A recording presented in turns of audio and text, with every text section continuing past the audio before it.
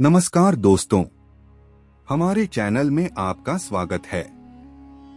आपसे अनुरोध है कि कृपया हमारी कहानियों को लाइक करें, शेयर करें और चैनल को सब्सक्राइब करें। पिछले एपिसोड में आपने सुना कि दैत्य ने 3 बुरे की कहानियां सुनने के लिए राजी हुआ और सबसे पहले हिरनी वाले बूढ़े ने अपनी कहानी सुनाना शुरू किया। वृद्ध बोला, हे दैत्यराज, अब ध्यान देकर मेरा वृत्तांत सुने। यह हिरनी मेरे चचा की बेटी और मेरी पत्नी है। जब यह 12 वर्ष की थी तो इसके साथ मेरा विवाह हुआ। यह अत्यंत पतिव्रता थी और मेरे प्रत्येक आदेश का पालन करती थी। किंतु जब विवाह को 30 वर्ष हो गए और इससे कोई संतान नहीं हुई तो मैंने एक दासी मोल ले ली, क्योंकि मुझे संतान की अति तीव्र अभिलाषा थी। कुछ समय बाद दासी से एक पुत्र का जन्म हुआ। बच्चा पैदा होने पर मेरी पत्नी उस बच्चे और उसकी माता से अत्यंत द्वेष रखने लगी। मुझे इस बात का अति खेद है कि मुझे अपनी पत्नी के विद्वेष का हाल बहुत दिन बाद मालूम हुआ। संयोगवश मुझे एक अन्य देश को जाना पड़ा। मैंने अपनी पत्नी से जोर देकर कहा कि मेरे पीछे इन दोनों की अच्छी तरह देखभाल करना और इनके आराम-तकलीफ का ख्याल करना। भगवान चाहेगा तो मैं 1 वर्ष में लौट आऊंगा। मेरी स्त्री ने मेरे जाने के बाद उन दोनों से दुश्मनी रखना शुरू कर दिया। वह जादू टोना भी सीखने लगी थी। मेरे जाने के बाद उस दुष्ट ने अपने जादू से मेरे बच्चे को बछड़ा बना दिया और उसे मेरे नौकर ग्वाले के सुपुर्द कर दिया कि अपने घर ले जाकर इसे खिला पिलाकर मोटा ताजा कर दे। इसी प्रकार उसने मेरी दासी को जादू के जोर से गाय बना दिया और उसे भी ग्वाले के घर भेज दिया। विदेश से वापस आकर मैंने अपनी पत्नी से अपने पुत्र और उसकी मां के बारे में पूछा। उसने कहा कि तुम्हारी दासी तो मर गई है और तुम्हारे पुत्र को मैंने 2 महीने से नहीं देखा, मालूम नहीं वह कहाँ चला गया। मुझे अपनी दासी के मरने का बड़ा दुख हुआ, किंतु सब्र करके बैठ गया। किंतु मुझे आशा थी कि कभी न कभी पुत्र से मेरी भेंट हो जाएगी। 8 महीने बाद ईद का त्योहार आया। मेरी इच्छा हुई कि इस त्योहार पर मैं किसी पशु का बलिदान करूं। मैंने अपने ग्वाले को बुलाकर कहा कि कुर्बानी के लिए एक स्वस्थ गाय ले आ। संयोग से वह मेरी दासी ही को ले आया, जो जादू के जोर से गाय बन गई थी। मैंने उसे बलिदान करने के लिए उसके पैरों को बांधा तो वह बड़े करुणापूर्ण स्वर में डकारने लगी और उसकी आंखों से आंसू की धारा बहने लगी। उसका यह हाल देखकर मुझे उस पर दया आ गई और मुझसे उसके गले पर छुरी न चल सकी। मैंने ग्वाले से कहा कि इसे ले जा और कुर्बानी के लिए दूसरी गाय ले आ। यह सुनकर मेरी पत्नी बहुत क्रुद्ध हुई और कहने लगी कि इसी गाय की बलि दी जाएगी। ग्वाले के पास इससे अधिक हृष्ट पुष्ट और कोई गौ नहीं है। उसके भला बुरा करने से मैंने फिर छुरी हाथ में ली और गाय को मारने के लिए उद्यत हुआ। इस पर गाय और भी चीख पुकार करने लगी। मैं अजीब दुविधा में पड़ा। अंत में मैंने छुरी ग्वाले को दे दी और कहा, मुझसे इस गाय पर छुरी नहीं चलती, तू ही इसका बलिदान कर दे। ग्वाले को गाय के रोने चिल्लाने पर दया न आई और उसने छुरी फेर दी। जब गाय की खाल उतारी गई तो सब ने देखा कि उसके अंदर अस्थिपंजर मात्र है, मांस का कहीं पता नहीं। कारण यह था कि गाय की हृष्टता पुष्टता तो केवल मायाजाल के कारण थी। मैं उस ग्वाले पर नाराज हुआ कि गाय को ऐसी दशा में क्यों रखा कि वह ऐसी दुबली पतली हो गई। मैंने गाय ग्वाले ही को दे दी और कहा, तू इसे अपने ही काम में ला, मेरे कुर्बानी करने के लिए कोई बछड़ा ही ले आ, किंतु वह मोटा ताजा होना चाहिए, इस गाय की तरह नहीं।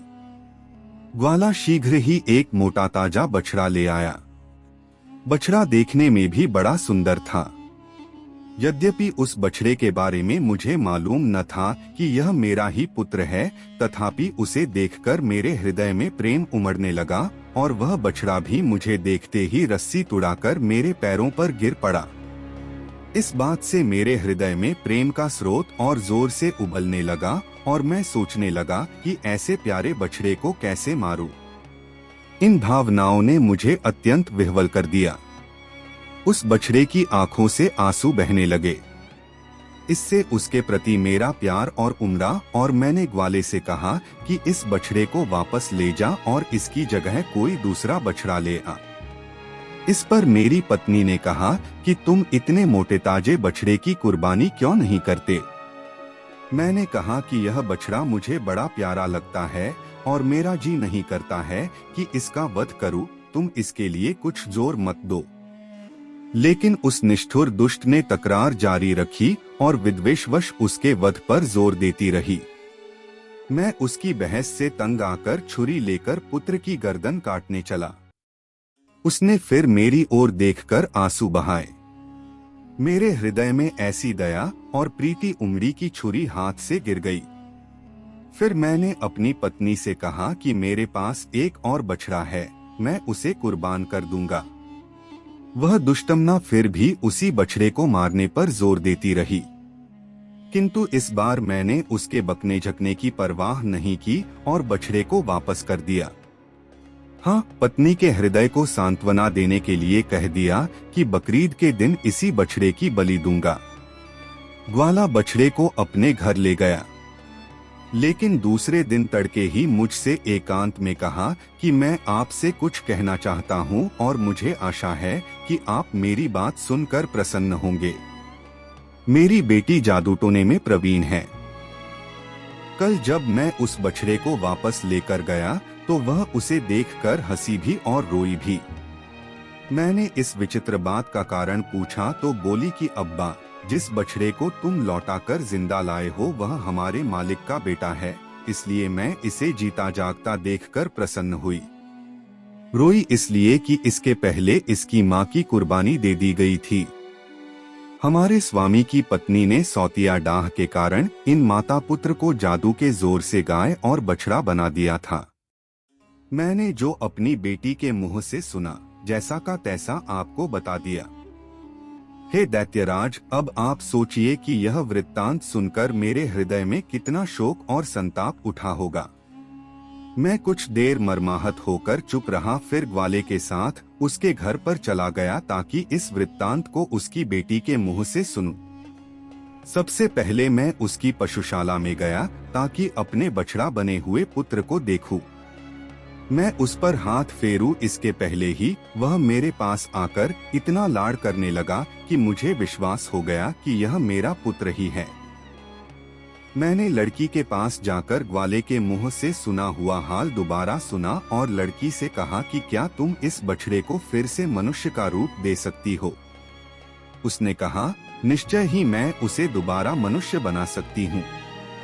मैंने कहा, अगर तुम ऐसा कर दो तो मैं तुम्हें अपनी सारी धन संपदा दे दूंगा।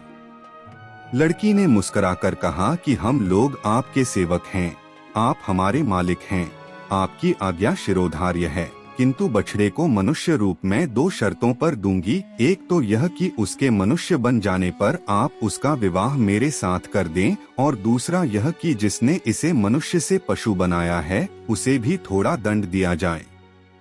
मैंने उत्तर दिया, मुझे तुम्हारी पहली शर्त बिल्कुल मंजूर है, मैं तुम्हारा विवाह उसके साथ कर दूंगा और तुम दोनों को इतना धन धान्य दूंगा कि जीवन पर्यंत तुम्हें किसी चीज की कमी नहीं रहेगी।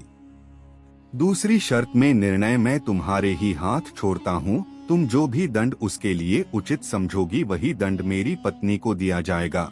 हाँ, यह जरूर कहूँगा कि यद्यपि वह दुष्ट दंडनीय है किंतु उसे प्राणदंड न दे देना। लड़की ने कहा कि जैसा उसने आपके पुत्र के साथ किया है वैसा ही मैं उसके साथ करूंगी।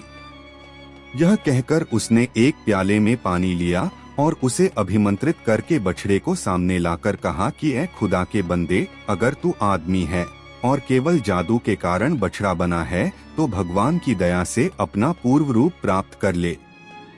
यह कहकर उसने अभिमंत्रित जल उस पर छिड़का और वह तुरंत ही मनुष्य रूप में आ गया। मैंने प्रीतिपूर्वक उसे छाती से लगाया और गदगद स्वर में उससे कहा कि इस लड़की के कारण ही तुमने फिर से मानव देह पाई है, तुम इसका एहसान चुकाओ और इसके साथ विवाह कर लो। पुत्र ने सहर्ष मेरी बात मानी।